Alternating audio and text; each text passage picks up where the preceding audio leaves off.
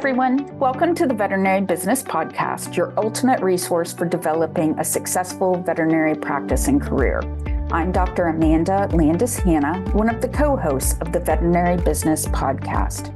On this podcast, we bring you insights and expertise from industry-leading doctors, experts, and thought leaders.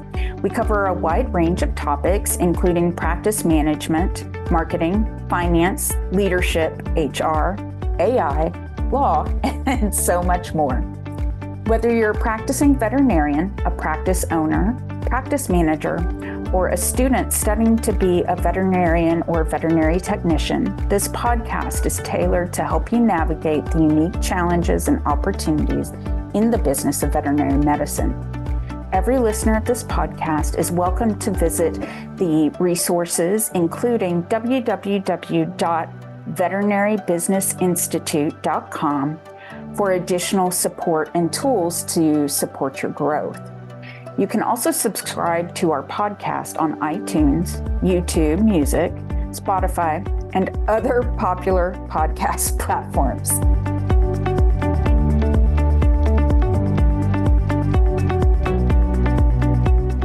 Today, I'm delighted to welcome Andrea Kenner, a financial advisor with Equitable Advisors, who truly understands the unique financial challenges faced by those in the veterinary medical profession. Andrea's passion is helping veterinary professionals find clarity and confidence in their financial journeys, whether it's through budgeting, managing student loans, or planning for a secure retirement. Her practical advice and personalized approach make her a trusted ally in achieving financial peace of mind. Our topic today is setting yourself up for success. I love this topic because success isn't just about what you accomplish, it's about feeling secure and confident in your journey. For those of us in veterinary medicine where the demands can be high, it is so important to have a plan that supports not only your career, but your financial future as well. All right, let's dive in. This is going to be a really meaty topic. Andrea, it's such a pleasure to have you here today. I know you've got a couple of prefacing statements. So welcome to the podcast. Tell us a little bit about yourself. Tell us everything that you know. Well, thank you so much for having me. It's a pleasure. So just a little bit about me, financial advisor who got involved in the veterinary community as my sister is a vet tech in Pittsburgh. So I was helping her with her finances, her game plan. And she, told me all about the world of vet med and the challenges that they're all facing. So I got sucked into the community pretty quickly. And I absolutely love it. Y'all are so kind, compassionate. And so anything I can do to support and learn about, what you guys are challenging, is amazing to me. Everything I do say is more general advice, not really a call to action. I always recommend talking to someone about your specific situation before taking any actions. Great. I appreciate that. More knowledge is better, right? Yep. So obviously, veterinary medicine is faced with a lot of personal as well as professional financial challenges. Let's start with personal. What are some of the issues that you see when you work with someone in the veterinary medical industry regarding their personal finances? Yeah, so I think the issue stems from a lot of challenges and stigmas about the industry.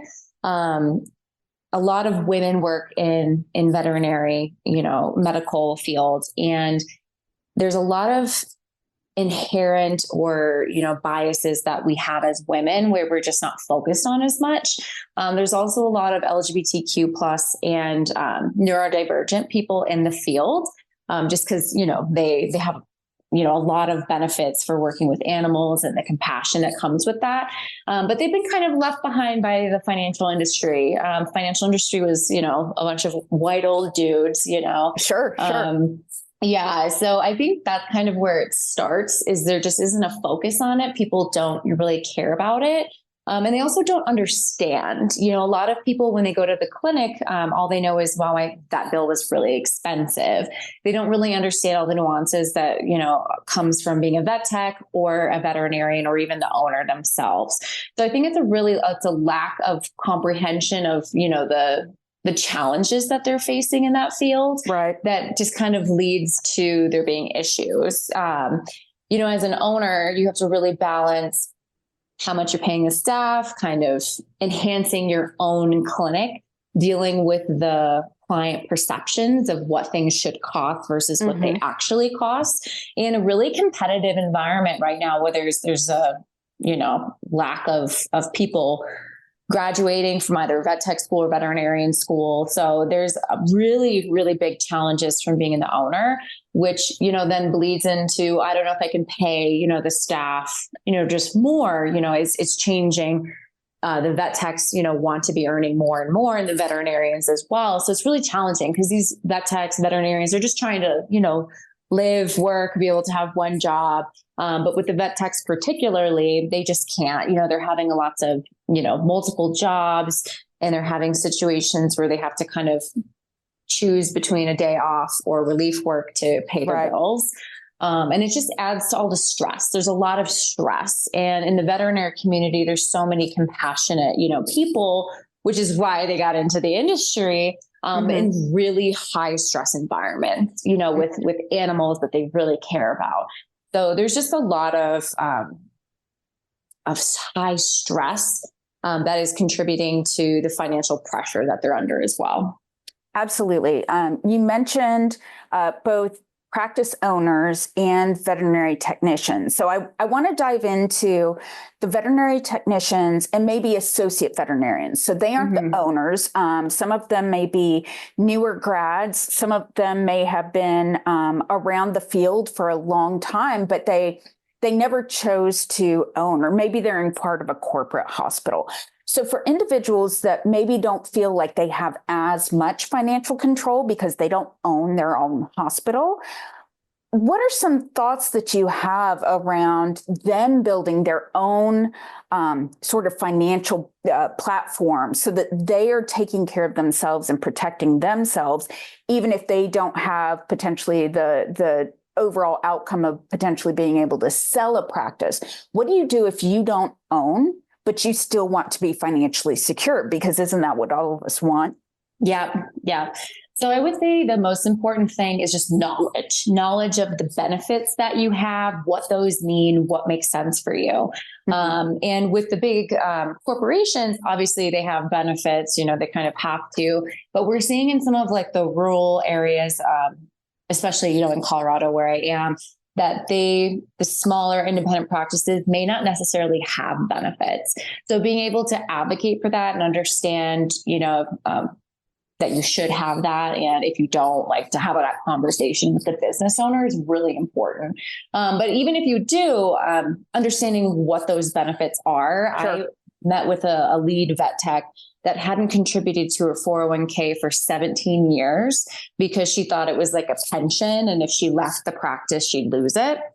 So, and she wasn't just sitting on, stacks of money that she'd set aside. She never set anything aside, so she missed out on 17 years of, compound interest and automatic savings, because she just didn't understand what that meant, so it's really important to understand, 401ks, the difference between that and a Roth IRA, to understand, HSAs, just all these things that some people assume, or you just feel stupid asking, what that means. It's really important to, even if you feel foolish, to understand what those mean, understand how it benefits you. Because I think people have a tendency to, if they don't understand it, or if it's bad, you're like a credit card debt, to just avoid it. Because you don't want to deal with it. And it's the lowest priority, because it's really daunting, and money can be really triggering. So I think it's important to just rip off the Band-Aid, and, just address it head on, because if you have a plan, it makes it way less intimidating. It's funny you mentioned an issue that I still run into, which is remembering the differences between a 401k, an IRA, and a Roth IRA. For me, would you mind giving me a very brief sort of tutorial, maybe a way that I can keep these all separate in my head? Yeah, of course. So 401k, that is employer sponsored. There's typically an employer match, and the average employer match is 4 to 5%. So it's not insignificant. It usually gets automatically pulled from your paycheck, which makes it a lot easier to save if it's automatically getting, pulled. Right. This is pre-tax, so it is not taxed, it's tax deferred. So when you go to retire and you can pull this out after 59 and a half without any penalties, then it gets taxed. So this is, really common, really popular employee benefit. The difference between that and a Roth is post-tax. So it's already taxed. So you're taxed at whatever income you're making when you do the contribution. And when you go to pull it out of retirement, same 59 and a half, no tax. So it's a way to get tax-free withdrawals when you're older. So, it's good to have a combo. Not all companies offer the Roth, just because sometimes it's complicated, but you can also get individual Roths as well. Okay. You can do it privately. And then an IRA is not attached to a company. So there's no option for an employer match. But it's the same tax treatment. So you're not taxed up front. You're taxed when you go to take it out when you're retired. So This one's really good if you move jobs a lot. You can almost use this as a storage shed to put all of your, 401ks that you've accumulated into this private. So you can still be contributing, even if your employer doesn't offer a 401k, and still be able to take advantage of that compound interest. Excellent. I appreciate that because it will remind me, at least for the next 24 hours until I forget everything again. What about HSAs? Now, I know a lot of veterinarians and veterinary team members that work at corporate hospitals. They have a more robust financial package usually that includes a 401k, but a lot of time it includes an HSA and maybe some healthcare coverage. What's the benefit of contributing to your HSA? Yeah, so there's tax advantages. So if you use it on medical expenses, you're going to get little to no tax deductions from it because it's going, for the medical expenses.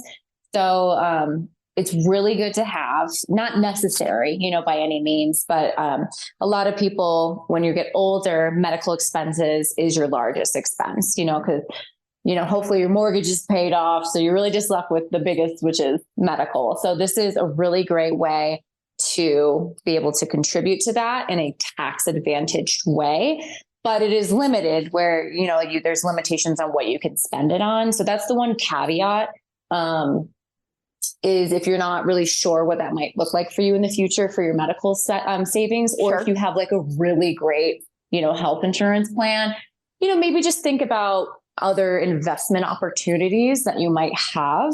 But if medical is something that you foresee being in your future and you can contribute, definitely recommend. Excellent. So HSAs, do those travel with you between employers as well? Is there a cap on what you can put that away? Because I am getting old. I do actually have several chronic diseases. I want to understand this. Yeah. So it will travel with you. There is some, I think they're called HNAs, that do stay with the employer because they put in the money. So it stays with them. But when you're contributing your own money, it stays with you. It'll go with you. It doesn't have to be attached to the employer. There are certain caps, like all of these, like the 401ks, the Roths, there are caps allocated. They do change every year. So who knows what it might look like. But that's just so you don't overfund it, end up with, $1 million, that you don't use.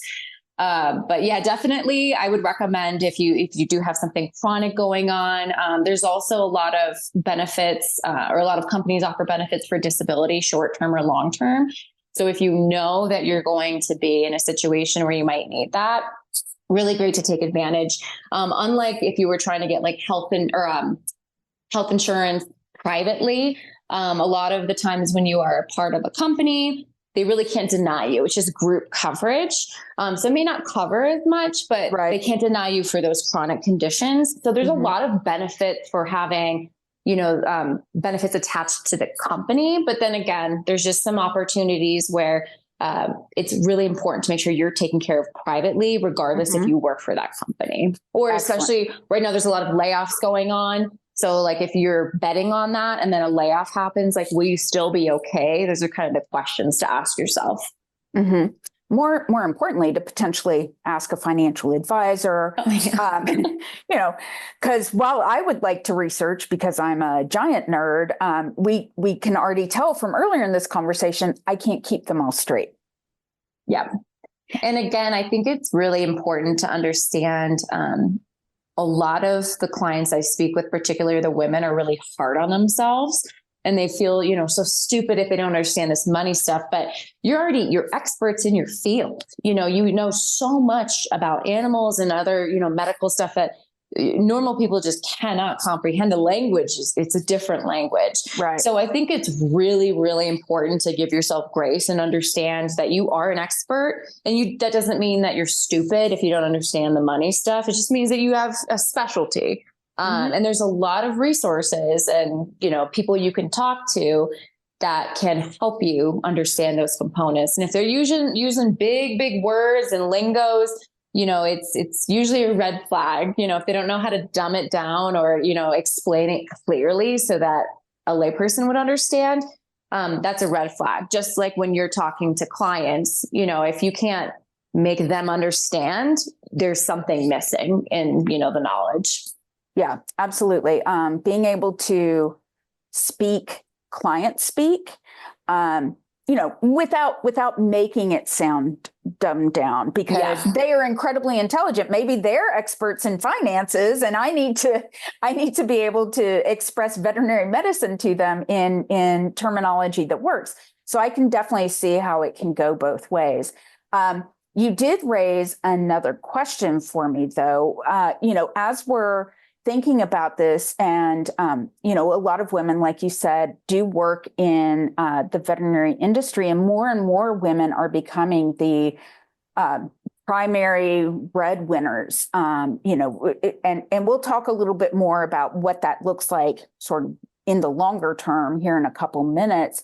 But yes, sometimes women aren't given the same financial training or the same financial backing as, say, for instance, someone in business school. So how do you find a good professional? Do they need to work in your state? Like, are there licenses? Like, we have state licenses. How do you find a good match? Is it Yelp? Yeah. Do we go to Yelp? Like, what's the best way to find people? Yeah. I mean, I think going in your circle and seeing if other people work with someone, because again, understanding that it's like a therapist, if it's not a good fit, you're going to be telling them some intimate stuff. Now it's not, about your history and relationships. It's more about your money and choices you've made, but treat it like a therapist. If it's not a good fit, find someone else, and I think finding someone who understands your situation, because I think the veterinary industry is unique, because with other clients, I might say, go find a better job or something that pays more, or, see your options. In veterinary, there's sometimes no options, especially, for the rural communities. That is the animal hospital, or there is no, changing industries or not working with animals, because that's the goal, or that's the life calling. So I think for, a lot of financial advisors, yes, it's about the numbers, but it's also about understanding what's important to you and what's your values, and finding the intersection of both of them.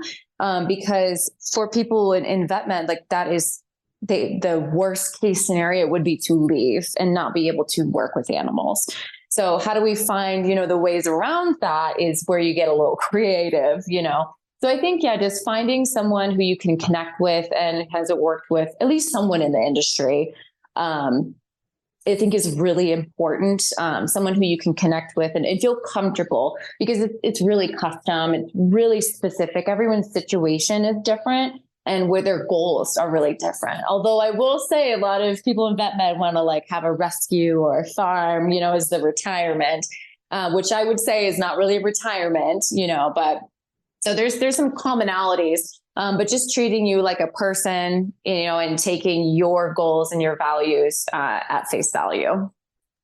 That's really awesome. And I won't tell you about my personal rescue plans in the future then. So then let's move on. Tell me, what is my magic number for saving? What is everyone? I'm sure we all have the exact same number, right? Yeah, no. So there's definitely no magic number. Everyone's, again, coming from a different place, and it's more important to understand what that number would look like for you. There's some people who their retirement, they would like to jet off to Europe for 6 months out of the year and, see all their kids and, spend time traveling or spending a lot of money on XYZ. And then some people, again, want to live on a farm, have some animals, and have that community. So I think it's really important. A lot of people say, are you saving for retirement? And like, are you on track? But again, like retirement looks different for everyone. So retirement's pretty abstract, like when you think about it. Same for buying a house. You could buy a house for 120,000 in some places, or for other places like 500,000. So I think that instead of finding out how much I actually need to be saving, you need to think about my goals of like what I'm actually trying to save for. Because that's also going to help you if you actually put numbers to like how much do I need to save for this home or, this ranch. It's going to help you stick to it more because you're going to have a vision of what you're actually trying to achieve. And then it's again, breaking it down into little steps as to what's actually realistic. Some people, might say, oh, you need to save, 500 a month for what, whatever.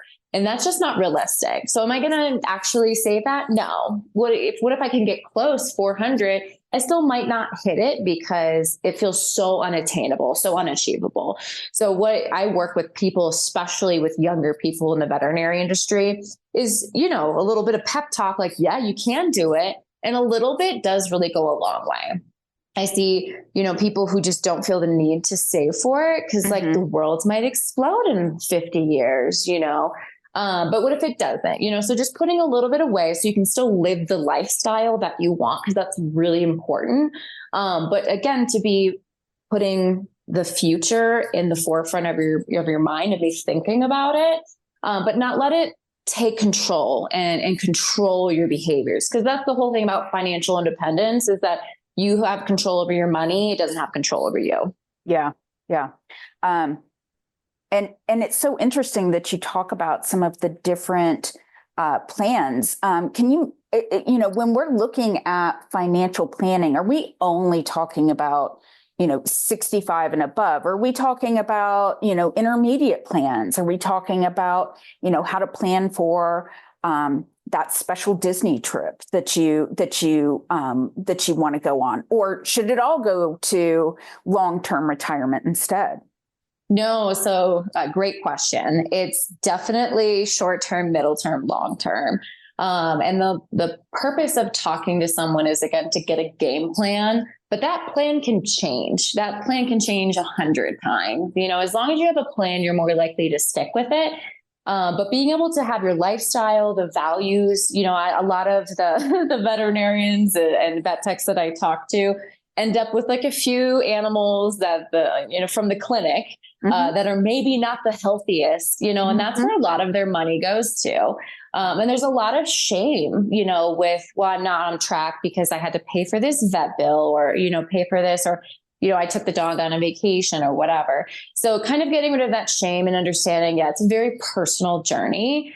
And yes, we care about the future, but we don't want to spend time waiting for the future. We want to enjoy the journey and the moments, but then feel prepared for the future, So it's a really fine balance. And that's, what's so important is to find what makes sense for you and to understand what you can sacrifice. If it's, eating out at DoorDash, and spending money on that versus, again, spending time with your family or going to the dog show or whatever.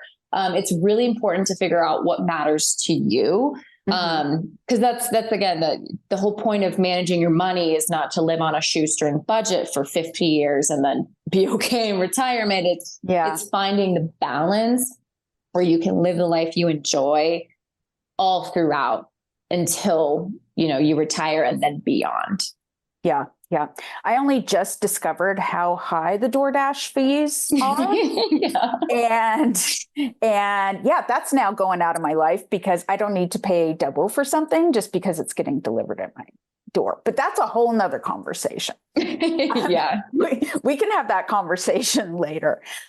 So for all of us in the veterinary industry, whether we're a practice owner, a medical director, a hospital manager, a vet tech, a vet student or a vet tech student, even our ancillary members of our teams, our kennel walkers, our CSRs, our groomers, all of us have different roles, obviously with different paychecks and different levels of responsibilities. So how do we set ourselves up for success no matter what role we're in? Yeah, I think the most important thing is to understand your options. Understand your options for, again, like the employee benefits, like we talked about. If you have debt, there's debt consolidation companies, because we don't want it to snowball. Student loans as well. There's lots of resources for, managing those. So I think the most important thing is if you don't know those resources or, what's available, then talk to someone who does. Google is amazing for all the resources out there. If there's local resources in your community, there's a lot of stuff out there. So just kind of understanding where you can find those resources and what they mean is really important.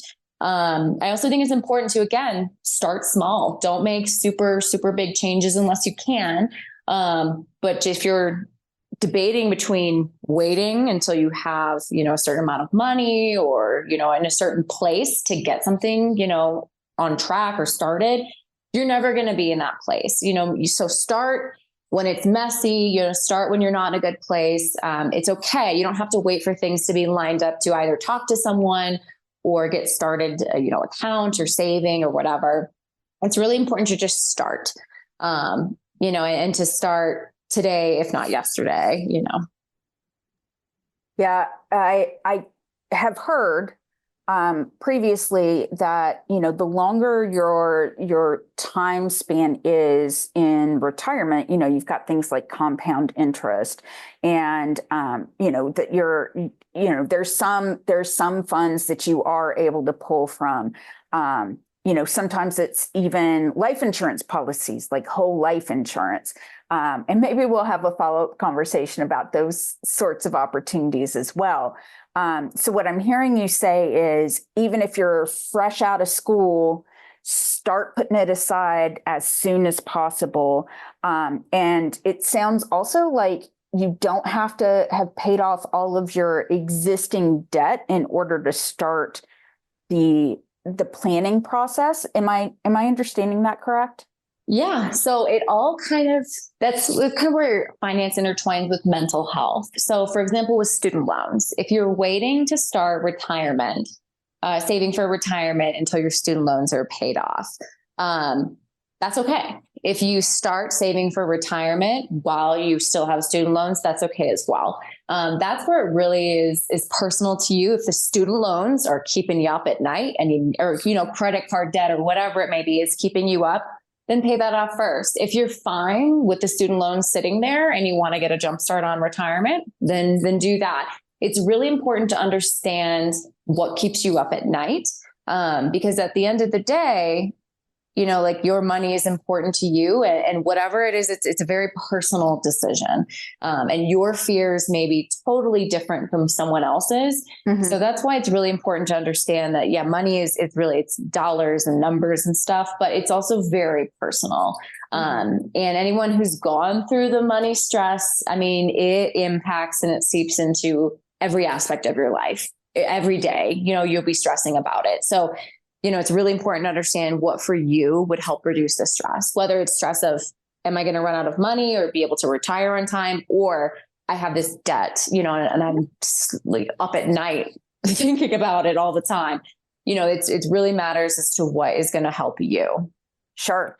And I imagine a financial planner can help you assess that as well, because I imagine, or at least from personal experience, it all feels overwhelming, paying off very high levels of student debt. You're so excited to get into this industry, but then you realize I will never be able to retire or purchase a house because of all this debt. So I imagine a financial planner can help you sort of assess and say, this is the best way to split for you because these are where your stressors are. Or, hey, you've got a significantly higher level of student debt, but you've got a very low interest rate. Maybe we let that sit for a little while and get this started. So the members of the veterinary team don't have to figure this out on their own, right? They can work with somebody to help them figure out where is their mental stress. Yeah. And again, for like credit card debt, some people, $2,000 is the end of the world and they feel like they're drowning. Other people have 20,000 and they're like, yeah, it's not great. And I'm like, yeah, it's not great, So it's so personal, and the stressors that come with it. I mean, that's why a lot of like couples fight over money, like it's just so intimate, and it can be a really big deal that just seeps into everything in your life. So it's really important to understand, what's important to you. And again, that you don't have to do it alone. Like sometimes someone might be perfectly on track for whatever they're saving for, retirement, house, whatever, but they just don't know what that looks like, or, don't have someone to put numbers to that. So they still have anxiety, even if they're saving, even if they've got gobs of money, they still might experience that anxiety just because there's no numbers. So, not everyone's in that situation, but even those people who are perfectly have all the money they could need, are still anxious because they just don't have someone to help them like plan out what that actually looks like, or tell them, that they're on track. Yeah. Reassurance is key. Mm-hmm. Yeah. And women are really good savers, and kind of what you said earlier is, men are more taught to invest, and to gamble and take risks. Women are taught to save, from an early age. So that really does, leak into your adult life. And it really makes a difference because women are more conservative with their investments, which they shouldn't necessarily be if they've got, 20, 30 years till retirement. You really don't have to be. So, yeah. I guess there's a rule of thumb, right? You're supposed to be more aggressive with your investments in your younger professional years, earlier on in your career path. But when you start moving closer to retirement, you want to be a little more conservative with how you're investing. Yeah, it's 100 minus your age is how much you should have in the market or in equities, as opposed to more secure like bonds. So if you're 30, you should have 70% in the market, and then, 30% more safe, more secure funds. And when you get older, if you're 80, you should only have 20% in the stocks or in the market. And then 80% should be in something more fixed. Because again, if you're going to need that money sooner rather than later, if the market takes a hit, you're going to feel that, versus if you're 30 and you're going to be pulling that money out, in 30 years, you don't care if the market goes down 20% this year, if it goes up, 20% next year, that doesn't impact you. You're not even touching it. Yeah. But it really makes a difference if you're retiring next year and the market goes down 20. Yeah. I have to be particularly careful myself with not not paying attention, but sometimes I have to take a step back because I'm one of those like number stalkers who every $5 makes me anxious in either direction, whether I've saved an extra five or whether I lost five on the market. Is there any peace of mind around, is it better to like stalk the numbers, or is it better to maybe sit back and be aware, but maybe not be ready to jump down the stock market's throat? Yeah, I've definitely been in a position where I'm just checking like multiple times a day, and I think that's really unhealthy. So I had to like take it off my phone so I would stop looking at it. So yeah, for retirement funds, I think it's really important to check the performance, because some people just set it and forget it and then never check it. And that's not good. But for retirement, I would say, maybe once a quarter be checking it, maybe once a month. But again, that depends. But at least once a quarter, at least once a year, to be checking it, and have someone else check it, if you do have an advisor. But for, something that you maybe need the funds, a little bit more liquid, like investments, maybe check that one once a month. Cause it's a little bit of a shorter time horizon. But yeah, if you ever find yourself checking it too much, getting too obsessed, that's where you maybe should have someone else check it on your behalf. Cause it's unhealthy. Sometimes it's fun, but then when it's, one of the downturns, you don't want it to impact your mental health and have you be making, decisions, because our job is to take the emotion out of it and to make sure that we're making smart decisions based on the past and our predictions for the future. And sometimes, people get really emotional about the money, especially when it's, really volatile, and exciting. And then if it goes bad, you're like, oh my gosh, I need to do something. So I get it. I love the game, but you just gotta make sure that, again, your mental health is so important when it comes to this stuff. Absolutely. So what I'm hearing you say is obsession might not be your best friend when it comes to finances. Okay. I can, that's a key takeaway for me. Do you have any other key takeaways for our listeners before we get ready to wrap up? I would just say, again, give yourself grace. Everyone is starting from a different place. Everyone has different goals for their lives. And it's really easy to compare yourself to everyone, especially with people that aren't in the veterinary industry. There's just, different values associated with it. And sometimes, people just don't understand what the veterinary industry is going through and the challenges, because they just don't care or know, or, who knows. So I think it's really important to not compare yourself. Of course, lean on community and be able to have this discussions with people about, making changes in the industry. But don't compare yourself to, oh, this girl is a, practice owner now, and now she's, making X amount of money and she has the rescue farm, earlier than me.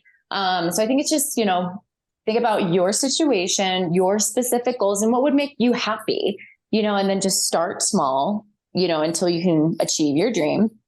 And just know, again, when to reach out to somebody for resources, especially with the debts. The debts is really overwhelming, and you can feel like you're drowning really quickly. So just know when and where those resources are. And they're different. They're depending on what you're dealing with: credit card debt, student loan debt, taking care of an aging parent, can be, really big financial burden too. So just understanding that it's not a shameful thing at all, to be able to get resources. You're just, outsourcing, and using people that are experts in those fields. Because you're an expert in your field, your attention should be with the animals, with your practice, at your job. So be able to understand that you can use those resources, and that's not a detriment or says anything about your skill or your intelligence. No, that's a great perspective. Again, always being gentle with ourselves, and, talking finances right before the holidays of 2024 is always, a little nerve wracking too, because you've got so many challenges that are coming up, whether it's how you like to spend or how you like to save, and whether you do presents for any of the end of the year holidays. I imagine that there probably is an influx of questions to, is there like a seasonality to your services? There is actually a lot of people want to start 2025 fresh, so they might be consolidating, 401ks or, putting something in a high yield savings account. There's of course tax implications for making sure, that you're doing stuff on time. Especially with, retirement, making sure you're contributing. But yeah, I think people put this pressure on themselves to start the year fresh. And I just kind of want to say it's great to do that. Totally okay. But don't think that if you started out 2025 messy, that you can't turn it around, in the middle of the year or, if you think you're waiting for the perfect time to talk to someone or to finally, get a debt consolidator or something, there's never going to be a perfect time. Yeah. And I think that's really important to understand that this is where I am today and that's okay. We can keep on working to get better, but it's okay. I am where I am and that's okay. Yeah. Yeah. If any of our listeners want to follow up this conversation with you, what would be the best way to contact you? Would that be a website or LinkedIn? I'd probably say LinkedIn, just because I'm on there. Add me, DM me. I have a booking calendar on my LinkedIn as well. And just to kind of also reiterate, most financial professionals, you do not need to pay them to talk to them. Their services are free. It's just that there's accounts and stuff that might have fees. We never want that to be a barrier, especially with the veterinary industry, if you're, again, tight on money or, don't have the budget for that. We never want you to think that that would be the barrier that would prevent you from talking to someone. Yeah, that's a great point. And it does, your success is their success, and definitely making sure that you at least have that intro conversation. It's kind of like getting almost a free estimate of what you might want to do before, just like a contractor or something else. I love that. Yeah. Excellent. Well, Andrea, thank you so much for chatting with me today. It's been a lot of learning for me, as well as hopefully for our listeners, about setting yourself up for success, especially as it pertains to finances in the veterinary industry. We all appreciate it so very much.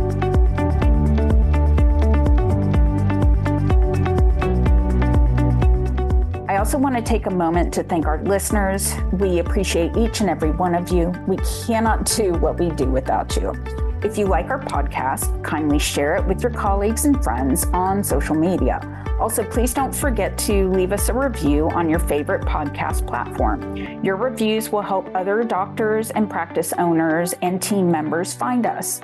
Until next time, keep striving for excellence and making positive impact in the lives of your patients and pet parents. I wish you all an amazing week ahead, and thanks again, Andrea, for joining me. Thank you.